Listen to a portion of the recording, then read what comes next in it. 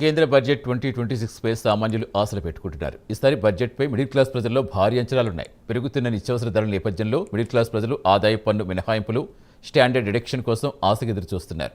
అటు చిరు వ్యాపారులు తమ రంగానికి ఊతమిచ్చేలా ప్రకటనలు ఉంటాయని భావిస్తున్నారు. బడ్జెట్ ముంగిట దేశవ్యాప్తంగా సామాన్యుల్లో భారీ అంచనాలున్నాయి. ముఖ్యంగా మహిళలు ఆర్థిక సంవత్సరానికి సంబంధించి బడ్జెట్ నుంచి ఎక్కువగా ఆశలు పెట్టుకున్నారని చెప్పొచ్చు. హౌస్ హోల్డ్ గూడ్స్పై ట్యాక్స్ మినహాయించాలని, నిత్యావసర సరుకులు అందుబాటు ధరల్లో ఉంచాలని కోరుతున్నారు. అలాగే ఈసారి బడ్జెట్లో ఆరోగ్య రంగానికి పెద్దపీట వేయాలని కోరుతున్నారు. మరోవైపు మహిళా పారిశ్రామికవేత్తల కోసం ప్రత్యేకమైన సబ్సిడీలు, సులభమైన లోన్లు అందుబాటులో ఉంచాలని భావిస్తున్నారు.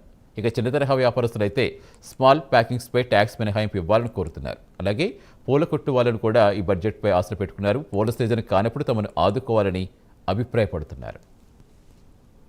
40 సంవత్సరాల నుంచి పనిచేస్తున్నానండి. నా వయసు 62 సంవత్సరాలండి.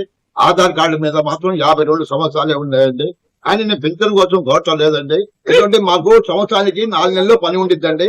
6 నెలలు ఖాళీగానే ఉంటామండి. పని లేక ఇబ్బంది పడుతున్నామండి. మోదీ గారు అందరికి సహాయం చేస్తున్నారండి. మంగళోళ్ళకి ఇస్తున్నారు, ఆటో వాళ్ళకి ఇస్తున్నారు కేంద్రం, చేపల వాళ్ళకి ఇస్తున్నారు కేంద్రం. మాకు వచ్చే గోపిలో ఈ పూల కొట్టు వాళ్ళకి కూడా సహాయం చేయమని కోరుకుంటున్నారు. మోడీ గారు తీసుకొచ్చిన సంస్కరణ మాకు మా వ్యాపారంలో ఈ బస్సులకు సంబంధించి 1 India 1 ట్యాక్స్ అని తీసుకొచ్చిన విధానం వల్ల ఫీల్డ్ లేకపోతే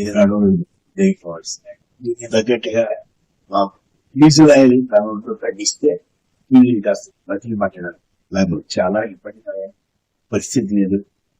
ఒకసారి కూడా ఆయన ముందా జరిగితే 10 మంది 10 రూపాయలు బాగుంది. నేను గత 27 సంవత్సరాల నుంచి ఈ పూల వ్యాపారంలో దండలు, బుట్టీలు, ఈ చిరు పూలు అనేవి అమ్ముకుంటూ జీవనం సాగిస్తున్నామండి.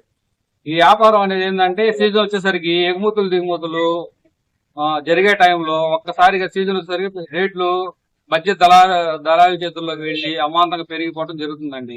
అన్ సీజన్ వచ్చేసరికి ఏంటంటే మాకేందంటే సరిగా పనులు లేకపోవడం, ఈ డిమాండ్ అనేది తగ్గిపోవడం వల్ల మేము చాలా ఇబ్బంది పడుతున్నాం. మరియు మర్చెంట్స్ అసోసియేషన్కి సెక్రటరీగా పనిచేస్తున్నానండి. గత 10 సంవత్సరాలుగా చేస్తున్నాను. ఇప్పుడు రేపు రాబోయే బడ్జెట్లో మేము మోడీ గారికి ఒక విజ్ఞప్తి చేసుకుంటున్నామండి. నిత్యావసర వస్తువులకి మీరు ఇదివరకు ఉన్న 5% ట్యాక్స్ తీసేశారు, చాలా సంతోషకరమైన విషయమే. కానీ స్మాల్ ప్యాకింగ్ 1 kg నుంచి 25 kg వరకు మీరు 5% ట్యాక్స్ వసూలు చేస్తున్నారు.